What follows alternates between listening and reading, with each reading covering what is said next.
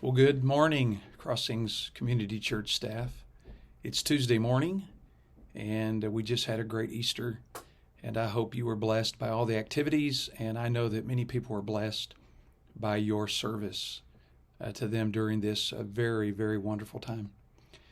I'm making this recording today to begin something I'd like to continue, to give you the opportunity to learn a little bit about Wesley's life and some of the things that were going on in the time of Wesley's ministry.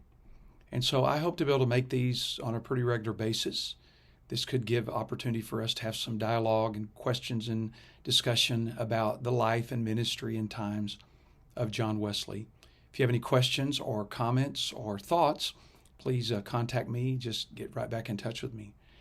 I'd like to just sort of begin with a big overview of his ministry, and to start with that John Wesley was an amazing person in his energy level, his activity. Over his lifetime, he preached on average 800 sermons every year. That's 15.3 sermons a week, which averages a little more than 2 a day, which is a remarkable amount. Some historians have computed that they believe that Wesley preached somewhere in excess of 40,000 sermons in his lifetime. And in addition to that, his transportation mode was mostly riding horseback. In his journal, we read about him reading and writing as he's riding on a horse to his next assignment.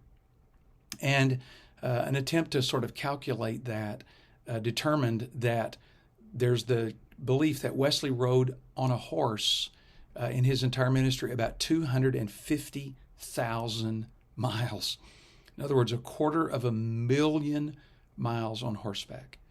His life was a remarkable time of ministry and outreach to other people. And as we consider his life and his times in England and in his ministry, it's a good thing to remember that this man was fully engaged in ministry and in service to God, and what he called, and what George Whitefield and others called, the revival. So as we kind of consider these things, we'll have some more time to consider his life, his ministry, and the times. Now, Wesley was born in 1703. And you might know and remember that this is a rather great time of change, the Industrial Revolution and other matters going on. And so he was born in 1703, actually the same year that Jonathan Edwards, the great American theologian, was also born. It is a peculiarity of his life that John Wesley's birthday was considered to be both June the 17th and June the 28th. Now, he wasn't born on 2 different days, 11 days apart. But when Wesley was born in 1703, England continued to use the Julian calendar that was created in 46 BC by Julius Caesar and was used for centuries. The difference with that, or the problem, the miscalculation in that calendar by Julius Caesar was that every 128 years, an additional day would be added to the year.